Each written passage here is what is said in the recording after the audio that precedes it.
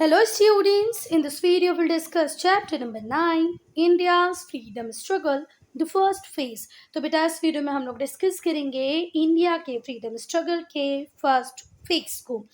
बेटा इस वीडियो में सबसे ज़्यादा इम्पॉर्टेंट है आपका ये जानना, ये समझना कि कैसे नेशनलिज्म की फीलिंग ग्रो कर गई। ठीक है, कैसे हम लोगों ने सोचा कि यार एक पॉलिटिकल ऑर्गेनाइजेशन बनाना चाहिए जो इंडिया को रिप्रेजेंट करे, किसके सामने? ब्रिटिशर्स के सामने। ठीक है बात, देखो तो जो सेकेंड हाफ था 19th सेंचुरी का, 19th सेंचुरी कौन सा टाइम है बच्चा? वो टाइम जो 1801 से स्टार्ट होकर 1900 तक चलेगा, इसे हम क्या कहते हैं? 19th century. अब उसमें भी क्या रहे सेकेंड हाफ, तो सेकेंड हाफ की बात करें तो 1860s, 1870s, 1880s। तो ये जो पर्टिकुलर टाइम था 19th सेंचुरी का, या जो 19th सेंचुरी का सेकेंड हाफ था, उस पर्टिकुलर टाइम में लोग राजनीतिक रूप से बहुत ज़्यादा अवेयर होने लग गए, उनके अंदर जागृति आने लगी। उन्हें ये समझ में आ गया भाई कि ब्रिटिशर्स से अगर लड़ना है तो हमारा भी कोई ना कोई पॉलिटिकल एसोसिएशन होना चाहिए, कोई पॉलिटिकल ग्रुप होना चाहिए। और यही वो पर्टिकुलर टाइम था बेटा, यही वो पर्टिकुलर टाइम था जहाँ पर हम लोग नेशनल कॉन्शियसनेस की फीलिंग को भी बढ़ता हुआ देख रहे थे। मतलब हर व्यक्ति अब इंडिविजुअल एम्स के लिए नहीं सोच रहा था, जो 1857 के वॉर में प्रॉब्लम थी। 1857 में लड़ बहुत सारे व्यक्ति रहे थे, है ना? बहुत सारे किंग्स लड़ रहे थे, सोल्जर्स लड़ रहे थे, जमींदार लड़ रहे थे, लैंडलॉर्ड्स लड़ रहे थे, but they were fighting for their individual gains, individual AIIMS. पर अब हम लोग देख रहे हैं कि लोग अपने आप को पीछे रख रहे हैं, नेशन को आगे रख रहे हैं, मतलब देश के लिए सोचना चालू कर दिए हैं। नेशनल कॉन्शियसनेस की ग्रोथ हो रही है। और बेटा 1885 में बनेगी इंडियन नेशनल कांग्रेस, बनाने वाले होंगे A.O.. Hume. A.O.. Hume basically Scotland से बिलोंग करते थे, और स्कॉटलैंड ब्रिटेन का ही पार्ट है ना, यूनाइटेड किंगडम का पार्ट है स्कॉटलैंड। स्कॉटलैंड के थे ए.ओ. ह्यूम, जिन्होंने 1885 में इंडिया में इंडियन नेशनल कांग्रेस को बनाया। और जो इंडियन नेशनल कांग्रेस थी उसने बहुत सारे movements one by one launch किए, और हम कह सकते हैं कि हमारी फ्रीडम की जो जर्नी थी उसमें एक इम्पॉर्टेंट कंट्रीब्यूशन दिया। ठीक हुई बात, तो यहीं से हम लोगों ने देखा इंडियन नेशनल कॉन्शियसनेस की ग्रोथ को। फिर हमने देखे नए new kind of movement took shape, नए नए काइंड के मूवमेंट आने लग गए, जिन्हें लीड कर रही थी, मतलब उस टाइम में जिन्हें लीड किया जा रहा था किसके द्वारा? Indian national Congress. बनाई किसने? ए.ओ. ह्यूम ने। किस ईयर में? 1885 में। It soon became a mass struggle for independence. और वो कुछ लोग जो इंडियन नेशनल कांग्रेस का पार्ट बने, उन्होंने जो मूवमेंट स्टार्ट किया, बाद में वो मास स्ट्रगल बन गया। किसके लिए बच्चा? आज़ादी के लिए, इंडिपेंडेंस के लिए। तो ऑल इन ऑल इस पैराग्राफ में जितना कॉम्प्लिकेट मैंने कर दिया उतना नहीं है, बस इतना ध्यान रखो कि जो सेकेंड हाफ था 19th सेंचुरी का, उस पर्टिकुलर टाइम में लोग राजनीतिक रूप से जागृत होने लगे, मतलब लोगों के बीच में अवेयरनेस आ गई रिगार्डिंग पॉलिटिक्स। और फिर इंडियन नेशनल कांग्रेस ने बहुत सारी मूवमेंट्स को लॉन्च किया। Discontent against British rule. अब क्या असंतोष था हमारे मन में रिगार्डिंग ब्रिटिश रूल? तो जो ब्रिटिश थे वो रूथलेसली, बिना सोचे समझे इंडिया को इस तरीके से एक्सप्लॉइट कर रहे थे, इंडियंस का ऐसे शोषण कर रहे थे कि हमारे मन में सेचुरेशन आ गया था भाई कि भाई इससे ज़्यादा तो हम ब्रिटिशर्स को सहन नहीं कर सकते। जितने भी सेक्शंस थे सोसाइटी के, भले वो पीजेंट्स हो, आर्टिशंस हो, ट्राइबल कम्युनिटीज़ हो, रूलर्स हो, हर व्यक्ति सफ़र कर रहा था अंडर ब्रिटिश रूल। पीजेंट्स मतलब हमारे जो किसान भाई थे वो कैसे सफ़र कर रहे थे? उन्हें हैवी टैक्सेस देने पड़ते थे। आर्टिशंस मतलब हमारे जो कलाकार लोग होते थे, मतलब जो क्राफ्ट पर्सन होते थे, वो लोग कैसे सफ़र कर रहे थे? क्योंकि जो फॉरेन कंपटीशन था वो इतना बढ़ गया था, वहाँ पर मशीन से प्रोडक्ट बनता था, इंडिया में हाथों से बन रहा था, तो हम उस कंपटीशन को झेल नहीं पा रहे थे। इसकी वजह से हमारे आर्टिशंस रियून कर गए। जो फैक्ट्री वर्कर्स थे उनसे ज़्यादा से ज़्यादा काम लिया जाता था, और कम से कम मज़दूरी उन्हें दी जाती थी। लो वेजेस, लो मतलब होता है कम, वेजेस मतलब होता है मज़दूरी, तो उन्हें कम मज़दूरी दी जाती थी। जो ब्रिटिशर्स थे उन्होंने कोई भी एफर्ट इस बात के लिए नहीं लगाया बेटा कि वो इंडिया में एग्रीकल्चर को एनकरेज करें, इंडस्ट्री को एनकरेज करें। अगर वो किसी भी रूप से एग्रीकल्चर को कहीं एनकरेज करते भी तो सिर्फ उसको जिस रॉ मटेरियल की डिमांड ब्रिटेन में ज़्यादा थी, मतलब ब्रिटेन की इंडस्ट्रीज को फीड करने के लिए ज़रूर वो किसी पर्टिकुलर चीज़ के एग्रीकल्चर को एनकरेज कर देते, अदरवाइज उनका कोई भी एफर्ट इस डायरेक्शन में नहीं लगा कि वो इंडियंस के लिए एग्रीकल्चर को इम्प्रूव करें या इंडस्ट्री को बूस्ट अप करें। ऐसा कोई उनका एम नहीं था। बस वो इंडिया को देखते थे as a source of raw material. उन्होंने बना ली थी बड़ी बड़ी फैक्ट्री, बड़ी बड़ी इंडस्ट्रीज, और ये फैक्ट्री इंडस्ट्रीज में चाहिए होता था रॉ मटेरियल, क्योंकि रॉ मटेरियल जब तक नहीं होगा, जब तक फिनिश गुड नहीं बनेगा, तो फिनिश गुड्स को बनाने के लिए रॉ मटेरियल की ज़रूरत थी। और वो रॉ मटेरियल के लिए वो किसकी तरफ देखते थे? हमारे इंडिया की तरफ। एक तरफ तो वो हमसे सिर्फ और सिर्फ रॉ मटेरियल चाहते थे, दूसरी तरफ वो हमें देखते थे मार्केट की तरह कि भाई इंडिया एक बहुत बड़ा मार्केट हमारे पास अवेलेबल है, जहाँ पर हम ब्रिटिश मैन्युफैक्चर्ड गुड्स को, मतलब हमारे बनाए हुए गुड्स को बेच सकेंगे। तो देवर लाइक कि इंडिया से रॉ मटेरियल लो, इंडिया ब्रिटेन में प्रोड्यूस करो, ब्रिटेन में एम्प्लॉयमेंट अपॉर्चुनिटीज जनरेट करो, और सस्ते दामों से तो वो इंडिया से ले ही रहे थे रॉ मटेरियल, अपने लोगों के लिए एम्प्लॉयमेंट जनरेट की, और फिर वही गुड इंडिया में महंगे दामों में बेच दिया। तो इससे क्या हुआ बेटा, हमारा जो खुद का जो इंडस्ट्रियल सेटअप था, भले ही वो उस इंडस्ट्री में मशीन्स नहीं थी, हम हैंडमेड गुड्स बनाते थे, वो पूरी तरह रियून कर गई। तो वो हमें सिर्फ मार्केट और रॉ मटेरियल के सप्लायर की तरह देखते थे। लिमिटेड एम्प्लॉयमेंट अपॉर्चुनिटीज़ थी एजुकेटेड इंडियंस के लिए, बहुत ही लिमिटेड एम्प्लॉयमेंट अपॉर्चुनिटीज़ थी भारत के बहुत ज़्यादा पढ़े लिखे, मतलब हाईली एजुकेटेड इंडियंस के लिए भी और नॉर्मल एजुकेटेड इंडियंस के लिए भी। इंडिया बेटा जरा सुनो, ये जो ब्रिटेन था ना, ये बड़ा ही दुष्ट था, सिर्फ हमसे ही नहीं लड़ रहा था, हमें ही एक्सप्लॉइट नहीं कर रहा था। सेम चल रहा था साउथ अफ्रीका में, सेम चल रहा था कनाडा में, सेम चल रहा था ऑस्ट्रेलिया में। तो ये लोग क्या करते थे कि कहीं पर भी जाके लड़ने लगते थे। अब भाई तुम लड़ रहे हो ब्रिटेन, तुम लड़ रहे हो, पर इनके लड़ने के लिए, इनकी आर्मी को रखने के लिए पैसा कौन देते थे? हम इंडियंस। तो ये बड़ी बात थी।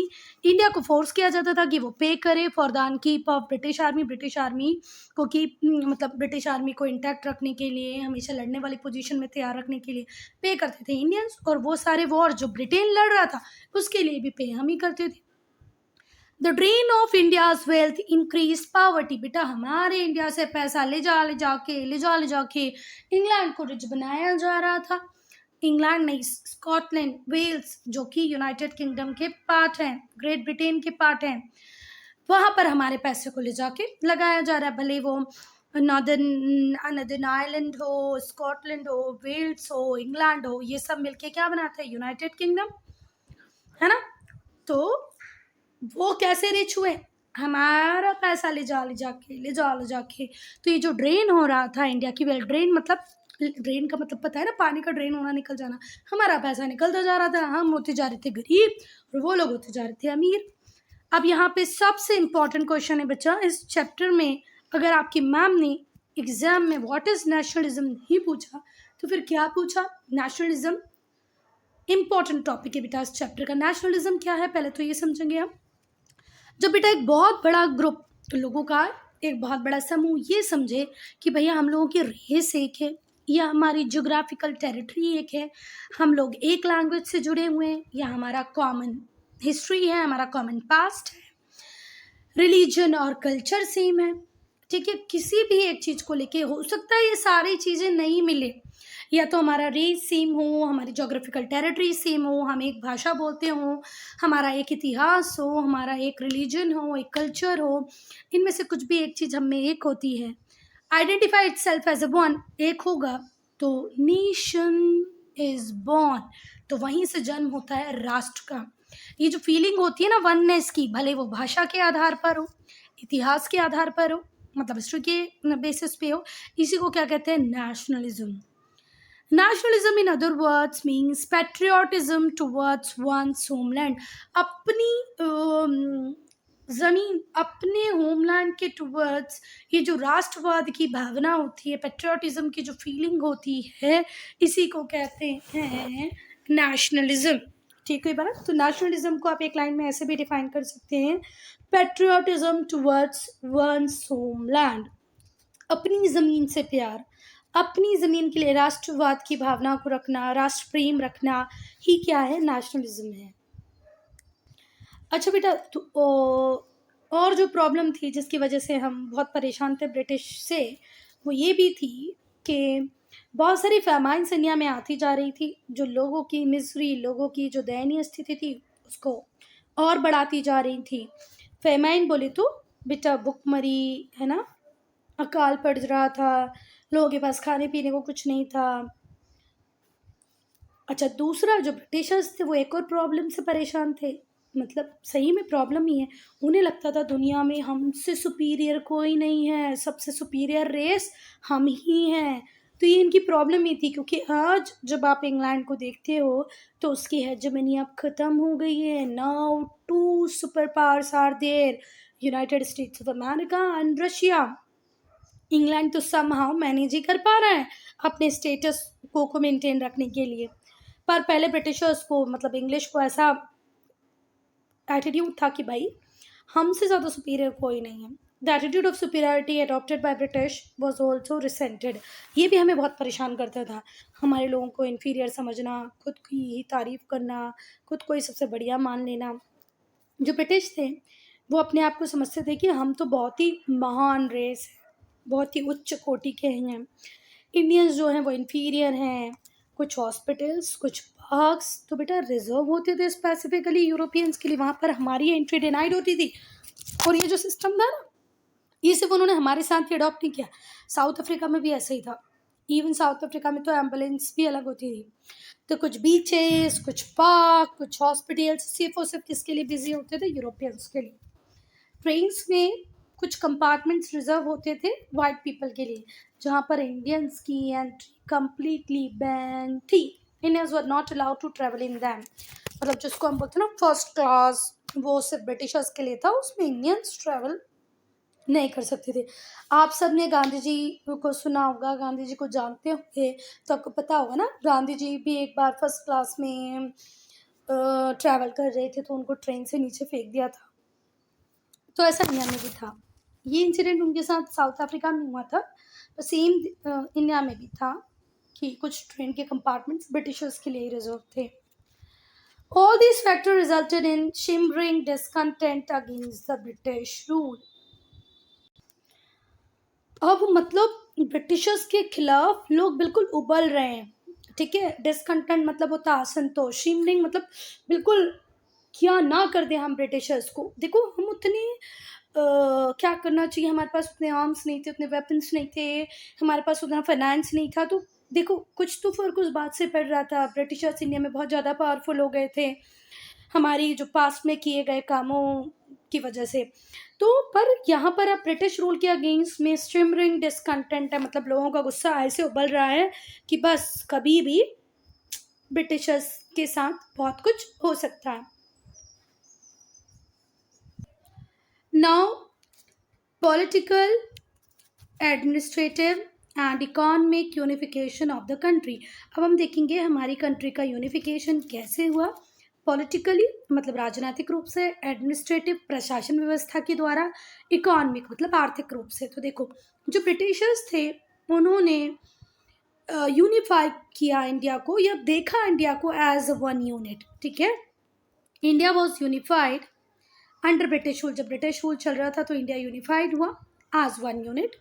जो ब्रिटिशर्स थे उन्होंने यूनिफॉर्म सिस्टम इंट्रोड्यूस किया गवर्नेंस का। मतलब पहले देखो इंडिया में कहीं पर नवाब का रोल था, कहीं पर मराठास का, कहीं पर मुगल थे, तो कहीं पर राजपूत थे, और इन सब की टैक्सेशन पॉलिसीज़ अलग अलग थी, रेवेन्यू कलेक्शन सिस्टम अलग अलग था, लोगों के वेलफेयर के लिए जो स्कीम्स लाते थे वो अलग अलग होती थी। पर जब ब्रिटिशर्स आ गए तो उन्होंने गवर्नेंस का, लोगों को संभालने का एक यूनिफॉर्म सिस्टम लेके आए पूरी कंट्री के लिए। लॉज, नियम कानून एक जैसे आ गए, एटलीस्ट इन थ्योरी। थ्योरी में तो जो लॉज थे वो सेम थे और सभी पर यूनिफॉर्मली अप्लाइड होते थे, मतलब जो कानून है वो अब ऐसा नहीं होगा कि पर्सन टू पर्सन वेरी करेगा। ब्रिटिशर्स ने कॉमन लॉज बनाए और पूरे इंडिया के ऊपर यूनिफॉर्मली उन्हें अप्लाई किया। इकोनॉमिक लाइफ की बात करें तो जो इकोनॉमिक लाइफ थी इंडिया की वो इंटरलिंक्ड थी। After the introduction of modern industry, जैसे ही मॉडर्न इंडस्ट्रीज का इंट्रोडक्शन हुआ, जैसे डिफरेंट डिफरेंट इंडस्ट्रीज इंडिया में काम करने लग गई, तो डिफरेंट पार्ट से इंडिया के ही डिफरेंट पार्ट से लोग उस इंडस्ट्रीज में काम करने के लिए आगे। जैसे अभी हम लोगों ने कोरोना के पहले देखा था ना कि हमारे बिहार के, यूपी के बहुत सारे लोग महाराष्ट्र, बेंगलोर, दिल्ली, पता नहीं कहाँ कहाँ काम करने गए थे। तो ये सिस्टम आज का नहीं है बेटा। जैसे ही इंडस्ट्रियल सेटअप इंडिया में स्टार्ट हुआ, दुनिया भर मतलब इंडिया के डिफरेंट पार्ट से लोग अलग अलग जगह पर जाके काम करने लग गए। फिर से ध्यान से सुनना, economic life in India become interlinked. जो इकोनॉमिक लाइफ थी इंडिया की वो इंटरलिंक्ड हो गई जैसे ही मॉडर्न इंडस्ट्रीज आई। People from all parts of the country के डिफरेंट पार्ट से जो लोग हैं वो काम करने के लिए इंडस्ट्रीज में आए।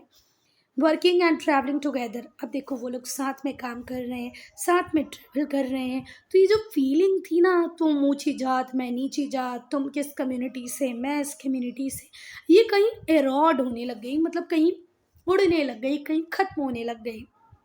ठीक है, जैसे हम बोलते हैं ना सॉइल इरोजन, जिसमें एक जगह की मिट्टी उड़ के कहीं और चली जाती, वैसे ये हुआ। जब तक आप एक गांव में रहते थे, अपनी कम्युनिटी के बीच में रहते थे, तो आप बिल्कुल वैसे ही होते थे जैसे आपकी कम्युनिटी। पर अब आप लोगों ने देखा कि यार एक दिन ही एक जगह से मैं दूसरी जगह काम करने जा रहा हूँ, साथ में लोगों के साथ आ जा रहा हूँ, वहाँ पर अलग अलग कम्युनिटी के लोगों के साथ में रह रहा हूँ। तो अब जात, समूह, कम्युनिटी, इनके बारे में सोचना कम कर दिए। मतलब ये वाली जो फीलिंग थी। और बेटा धीरे धीरे करके ये जो रीजनल बायसेस थे वो भी डाइल्यूट हो गए, फीके पड़ गए। जो फीलिंग थी सॉलिडारिटी की, टुगेदरनेस की, वो डेवलप होने लग गई।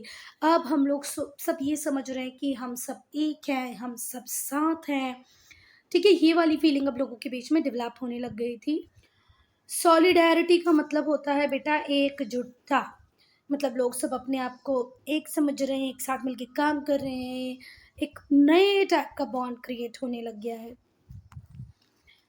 फिर हुआ क्या बेटा, रेलवे डेवलप हुआ, टेलीग्राफ डेवलप हुआ, पोस्टल सिस्टम आ गया, जिसने लोगों को हेल्प की कॉन्टैक्ट्स को एस्टेब्लिश करने में एक दूसरे के साथ। ठीक है, तो रेलवे, टेलीग्राफ, पोस्टल सिस्टम ये भी हमारे लिए बहुत ही पॉजिटिव रहे। क्यों? क्योंकि इन्होंने हमें मदद की कॉन्टैक्ट एस्टेब्लिश करने में। लोगों ने ये रियलाइज़ कर लिया कि जो ब्रिटिश रूल है वो रिस्पॉन्सिबल है उनकी सफरिंग्स के लिए। बेटा एक बात, मेरी बात सुनो। पहले हमें लगता था ब्रिटिश सिर्फ हमें परेशान करते, तुम्हें लग रहा था सिर्फ तुम्हें परेशान कर रहे हैं। पर जब through railways, telegraph, postal system, through industries जब हम एक साथ आए, बैठे, हमने बात की, तो हमें पता चला यार कि हम सबका कॉमन एनिमी ब्रिटिश ही है। ठीक है, हम सबकी सफरिंग के लिए ब्रिटिश ही रिस्पॉन्सिबल है। और यहीं से राष्ट्रवाद का जन्म होगा, और उस राष्ट्रवाद के जन्म में मेजर जो फैक्टर होगा वो होगा हमारी एंटी ब्रिटिश फीलिंग। जो ब्रिटिश हम सब कॉमनली बांट कर एक ही बात करते हैं वो होती है एंटी ब्रिटिश। और ये जो एंटी ब्रिटिश फीलिंग होती है ये ही कहीं ना कहीं मेजर फैक्टर होगी जो कंट्रीब्यूट करेगी नेशनलिज्म के राइज में, राष्ट्रवाद के उदय में। Spread of modern education, modern education भी बेटा ब्रिटिशर्स लाए तो अपने फ़ायदे के लिए थे कि वो इंडिया में क्लर्क प्रोड्यूस करना चाहते हैं, लोअर ग्रेड के ऑफिसर्स प्रोड्यूस करना चाहते हैं। पर ये भी उल्टा पड़ गया। जैसे ही हमने मॉडर्न एजुकेशन ली, लिबर्टी को समझा, रीज़न, लॉजिक को हमने समझा, तो हमें समझ में आ गया भाई कि ये जो ब्रिटिश रूल है ये कहीं से भी जस्टिफिएबल नहीं है। तो जैसे स्प्रेड हुआ मॉडर्न एजुकेशन का, तो नेशनलिस्ट फीलिंग का और ज़्यादा राइज हो गया। देखो राइज तो हो ही गई थी, मतलब और ज़्यादा हाइट पे आ गई। The spread of modern education also helped in the rise of nationalist feeling. जो ब्रिटिश थे उन्होंने इंट्रोड्यूस किया मॉडर्न वेस्टर्न एजुकेशन को। क्यों इंट्रोड्यूस किया? So that they can prepare some employees for themselves.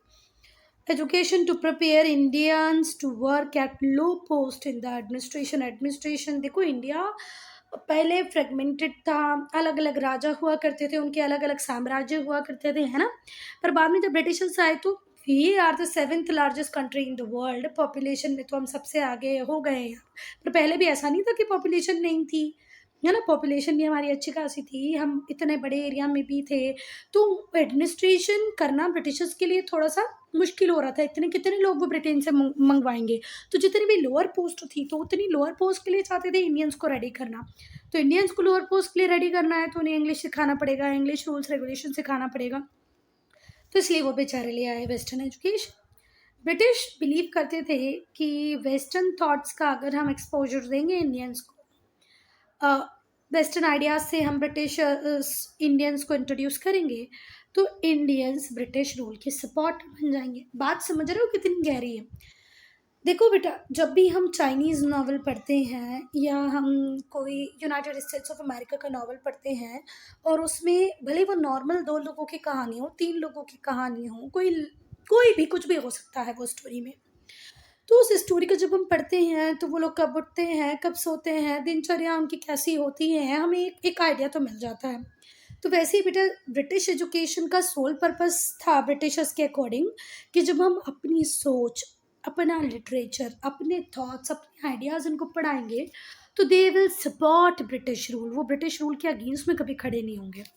तो ब्रिटिशर्स ने अज्यूम किया कि एजुकेटेड इंडियंस जो होंगे वो एम्प्लॉयमेंट के लिए ब्रिटिशर्स पे डिपेंड करेंगे और हमेशा ब्रिटिश के लॉयल रहेंगे, वफादार रहेंगे। देखो, जो नौकरी दे रहा है, जो आपके घर परिवार के को चला रहा है, लाइवलीहुड का मीन्स बन रहा है, उसके टूवर्ड्स तो आप लॉयल होते ही हो। तो ब्रिटिशर्स की यही सोचती कि इनको पढ़ाओ, इन्हें नौकरियां दो और नौकरियां देके इन्हें अपना वफादार बना लो। Things, however, did not turn out as the British had expected। पर ब्रिटिशर्स ने जैसा एक्सपेक्ट किया था चीज़ें वैसी नहीं हुई। अगर आप इंडिया की फ्रीडम स्ट्रगल की बात करोगे ना बेटा, तो अगर 100 लोग होंगे उस फ्रीडम स्ट्रगल में तो 50 तो वही होंगे जिन्होंने ब्रिटिश एजुकेशन लिया, वेस्टर्न एजुकेशन को एम्ब्रेस किया। भले वो पंडित जवाहरलाल नेहरू हो, महात्मा गांधी हो, है ना। ये लोग ऐसे थे जिन्होंने, सुभाष चंद्र बोस हो, सुभाष चंद्र बोस ने तो आईसीएस का एग्जाम भी क्लियर कर लिया था। तो मैं पूरे नहीं बोल रही, पूरे 100 की 100 अंग्रेजी माध्यम में पढ़े हुए इंग्लिश एजुकेशन को लिए हुए थे।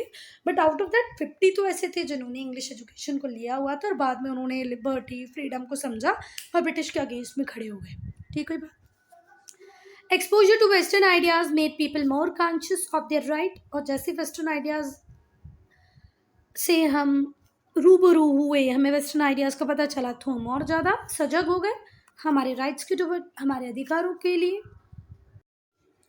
साथ ही साथ वो लोग जिन्होंने इंग्लिश एजुकेशन ले लिया था उन्होंने अमेरिकन रेवोल्यूशन पढ़ लिया था, फ्रेंच रेवोल्यूशन को पढ़ लिया था। और अमेरिकन रेवोल्यूशन और फ्रेंच रेवोल्यूशन से जो आइडियाज़ बहुत ज़्यादा पॉपुलराइज हुए वो थे आइडियाज़ फ्रीडम, इक्वालिटी। तो अब इन्हें आज़ादी, समानता, ये सारी बातें समझ में आने लग गई क्योंकि इन्होंने तो इंग्लिश एजुकेशन ले ली। तो इन लोगों ने अब ब्रिटिश गवर्नमेंट को क्रिटिसाइज़ करना चालू किया, ब्रिटिश गवर्नमेंट की आलोचना की, बुराई की और कहा कि भाई हम इंडियंस को क्यों तुम डिनाई कर रहे हो बेसिक ह्यूमन राइट्स देने से। इंडियंस का भी पूरा राइट है कि उन्हें भी बेसिक ह्यूमन राइट्स मिले, हमें भी चाहिए। तो जो इंग्लिश एजुकेशन थी उसने हमें यूनिफाई कर दिया, एक यूनिफाइंग फैक्टर की तरह काम किया। कैसे यूनिफाइंग फैक्टर की तरह काम किया? देखो, पहले गुजरात एरिया में रहने वाला जो लोग था वो गुजराती लैंग्वेज बोलता था। आज जहाँ पर महाराष्ट्र है वहाँ के लोग मराठी लैंग्वेज बोलते थे। कुछ स्टेट्स में हिंदी चलती थी, कुछ में तमिल, कुछ में तेलुगु। तो बेटा जिसको तमिल आती थी उसको तेलुगु नहीं आती थी, जिसको तेलुगु आती थी उसको हिंदी नहीं आती थी, जिसको हिंदी आती थी उसको गुजराती नहीं आती थी। तो दो लोग अगर आपस में मिल भी जाएँ डिफरेंट स्टेट के, पहले तो खैर स्टेट वाला सिस्टम ही नहीं था, ये तो बाद में बना। डिफरेंट प्रोविंस के लोग अगर मिल भी जाते तो वो बात नहीं कर पाते, क्योंकि कोई यूनिफाइंग लैंग्वेज ही नहीं थी, है ना। एक ऐसी लैंग्वेज का बहुत अभाव था जो सब बोल लेते हो। तो हमें मिल गई इंग्लिश, देने वाले कौन थे? ब्रिटिश। तो जो इंग्लिश लैंग्वेज थी वो यूनिफाइंग फैक्टर की तरह काम करने लगी, क्योंकि जो डिफरेंट पार्ट के लोग थे इंडिया के वो डिफरेंट डिफरेंट लैंग्वेजेस को बोलते थे, पर अब वो कम्युनिकेट कर पा रहे थे एक दूसरे से, एक कॉमन लैंग्वेज से, और वो कॉमन लैंग्वेज थी इंग्लिश।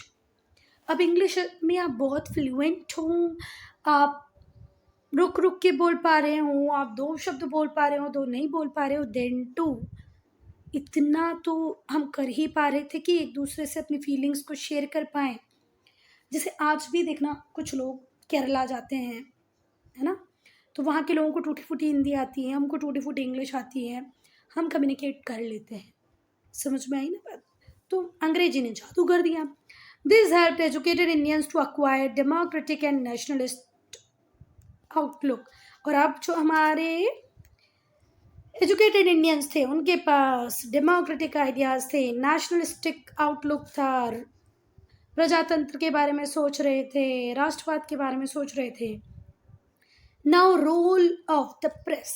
प्रेस का क्या रोल होगा बेटा? प्रिंटिंग प्रेस की बात करें हम यहाँ पर। प्रिंटिंग प्रेस बोले तो जहाँ से न्यूज़पेपर, जर्नल्स, मैगजीन्स वगैरह प्रिंट होती हैं। तो इंडियन प्रेस थी, उनका भी एक्सट्रीमली इम्पॉर्टेंट रोल था। नेशनल कॉन्शियसनेस, ये जो राष्ट्रवाद की भावना हमारे अंदर बढ़ रही थी, उसको और बढ़ाने में और मजबूत करने में इंडियन प्रेस का एक इम्पॉर्टेंट रोल था। जो न्यूज़पेपर थे उस पीरियड के, वो हाईलाइट करते थे एंटी इंडियन पॉलिसीज़ को जो ब्रिटिश गवर्नमेंट ने बनाई थी। ब्रिटिश गवर्नमेंट ने वो जितनी भी पॉलिसीज़ बनाई थी जो हम भारतीय लोगों के खिलाफ थी, उसके लिए चुन चुन के न्यूज़पेपर लिखते थे और लोगों से पूछते थे कि भाई एक हो जाओ, कॉमन कॉज के लिए खड़े हो, कुछ काम करो, आज़ादी के लिए लड़ाई करो।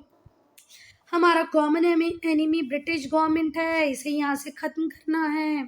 न्यूज़पेपर में ऐसी ऐसी न्यूज़ आने लग गई।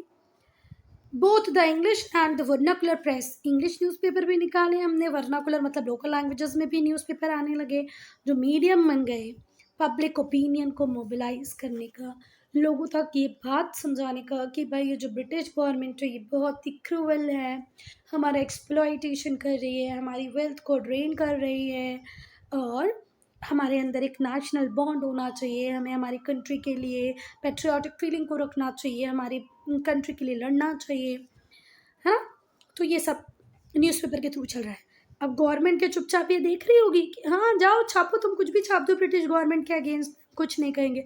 ऐसा बिल्कुल भी नहीं था, बहुत ज़्यादा गुस्से में थी ब्रिटिश गवर्नमेंट, ऐसे बड़े बड़े दांत निकल गए थे। तुम लोग ऐसा कर रहे हो।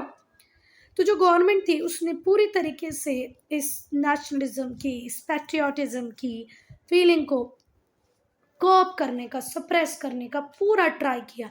न्यूज़पेपर को बैन कर दिया, बुक्स को बैन कर दिया। वो लोग जिनकी प्रिंटिंग प्रेस हुआ करती थी उन्हें तरह तरीके से सताना चालू कर दिया, उन्हें धमकी दे दी गई, ये जो प्रेस है ना, जो इतना बड़ा प्रॉपर्टी तुम तैयार कर लिए हो, अगर तुमने हमारे खिलाफ लिखना नहीं छोड़ा तो ये प्रॉपर्टी भी तुम्हारी नहीं है, ज़मीन भी तुम्हारी नहीं, हम सब कुछ हथिया लेंगे। पर यह अटैम्प्ट तो फेल हो गया, ब्रिटिशर्स ज़्यादा कुछ नहीं कर पाए। हमने न्यूज़पेपर प्रिंट भी किए, सर्कुलेट भी किए। कुछ स्कॉलर्स थे बेटा उस टाइम के, जैसे बंकिम चंद्र चटर्जी, रविंद्रनाथ टैगोर, सुब्रमण्यम भारती, भारतेंदु हरीश चंद्र, ये कुछ ऐसे लोग रहे जिनके काम की तो जितनी तारीफ की जाए उतनी कम है। कौन कौन लोग बेटा? बंकिम चंद्र चटर्जी, रविंद्रनाथ टैगोर, सुब्रमण्यम भारती, भारतेंदु हरीश चंद्र, ये सब स्कॉलर्स थे उस टाइम के। ये बहुत ही इम्पोर्टेंट पर्सनालिटीज़ थे। इनके अलावा भी बहुत इम्पॉर्टेंट लोग थे जिन्होंने नेशनल कॉन्शियसनेस की फीलिंग को अराउज करने में बहुत ज़्यादा हेल्प की।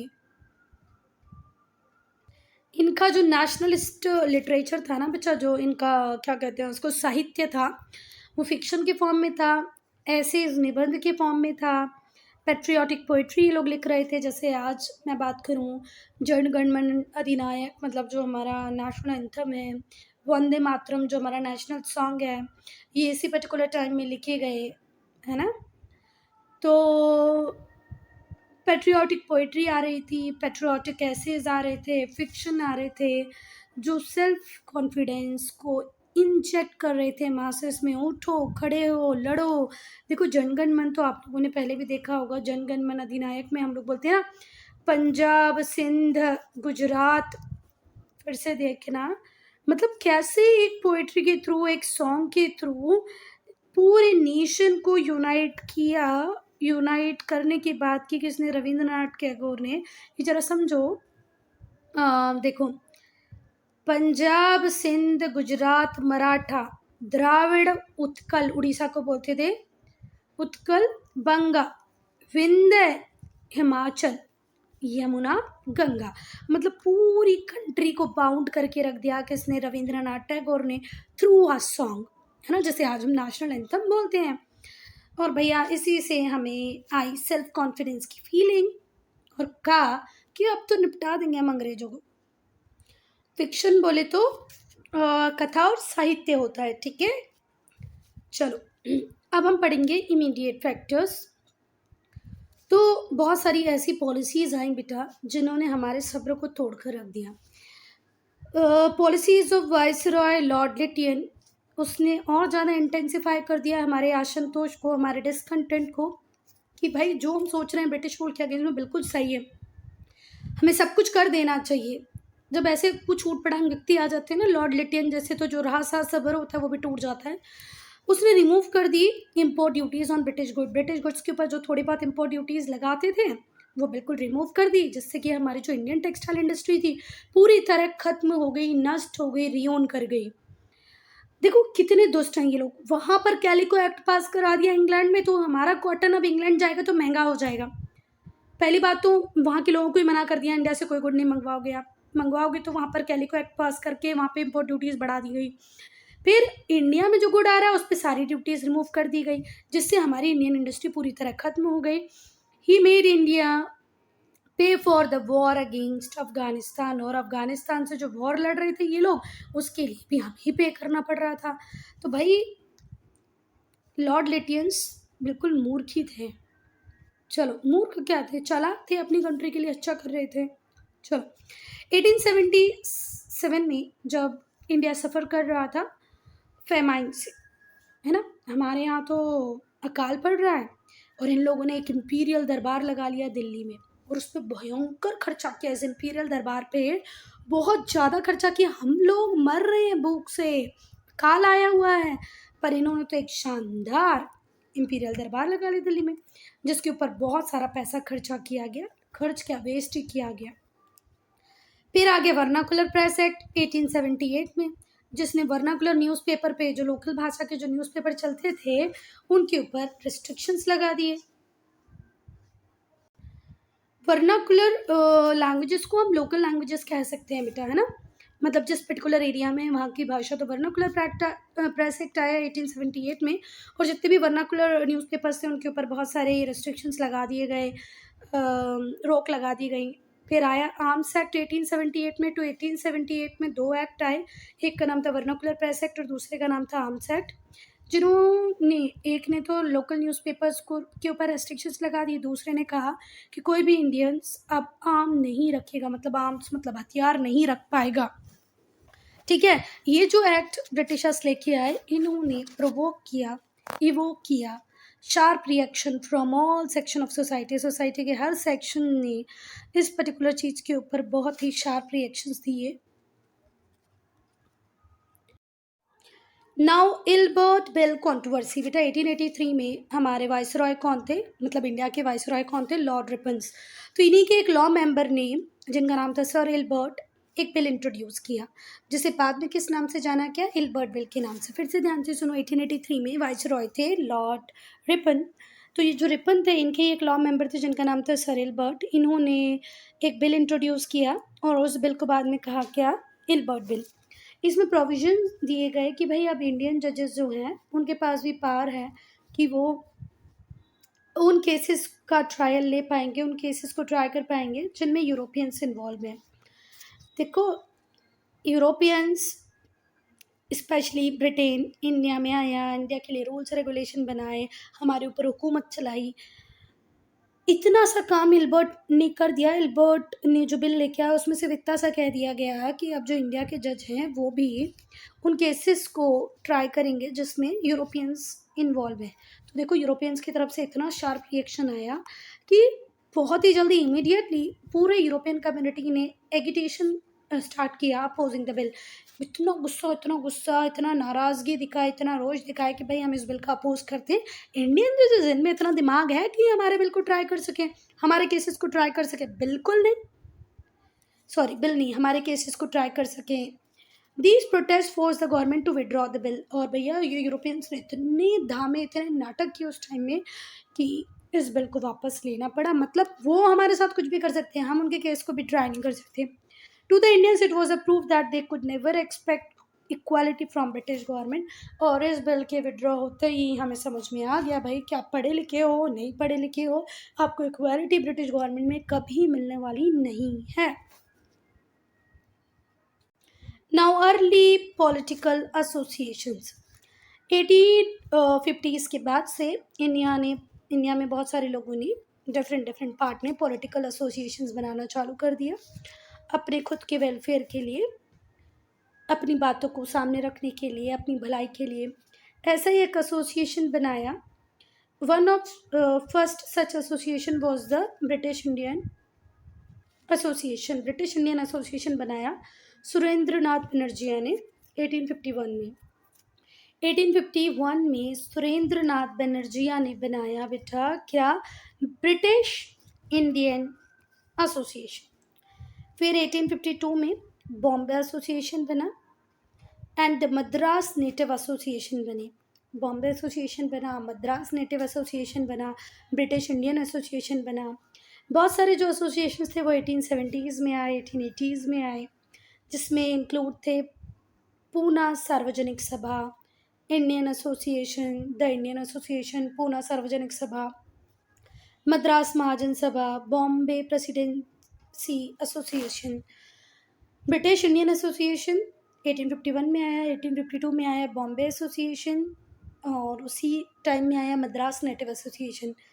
ठीक है, फिर बहुत सारे एसोसिएशन आए 1870s में, 1880s में, जिसमें थे पूना सार्वजनिक सभा, इंडियन एसोसिएशन, मद्रास महाजन सभा और बॉम्बे प्रेसिडेंसी एसोसिएशन। जो एसोसिएशंस थे वो फॉर्म तो हो गए, वर limited in both membership and agenda. इनका जो एजेंडा था वो भी लिमिटेड था, मेंबरशिप भी लिमिटेड थी।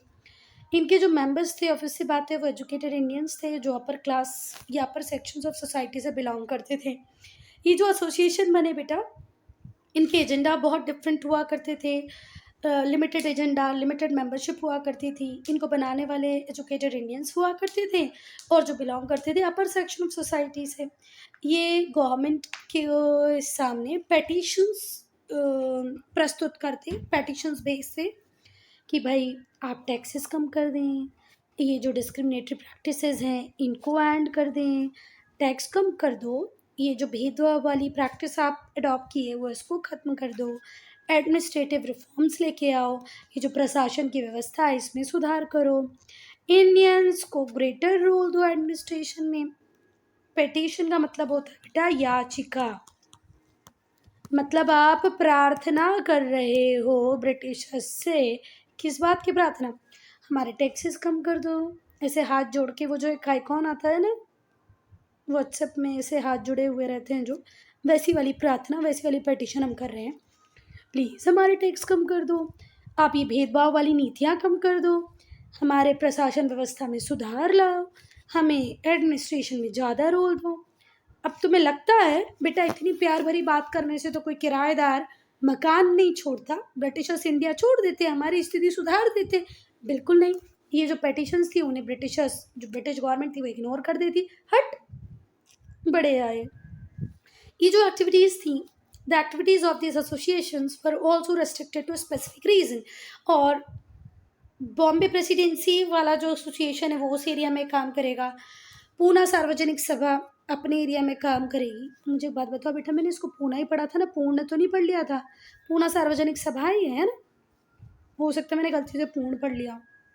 चलो चलो चलो, तो ये जो एक्टिविटीज़ थी इन एसोसिएशंस की रेस्ट्रिक्टेड थी स्पेसिफिक रीजंस भी। पर अब हमें चाहिए थी एक ऐसी एसोसिएशन जो ऑल इंडिया एसोसिएशन हो, जिसमें पूरी इंडिया से लोग ज्वाइन हो, मास बेस्ड हो, स्ट्रॉन्ग हो in putting up there demands, it's demand, अपनी डिमांड्स को पुट अप करने में स्ट्रॉन्ग हो, पूरे इंडिया के लोग उसके साथ एसोसिएट हों, बहुत बड़ा हो। अब ऐसी नहीं लोगों को फील होने लगी कि भाई ऐसा एसोसिएशन आना चाहिए। Surendranath Banerjea brought people from all over India for the first all Indian national conference. तो सुरेंद्रनाथ बनर्जी ने इंडिया के डिफरेंट पार्ट से लोगों को इकट्ठा किया ऑल इंडिया नेशनल कांग्रेस के लिए, जो हुई कलकत्ता में 1883 में।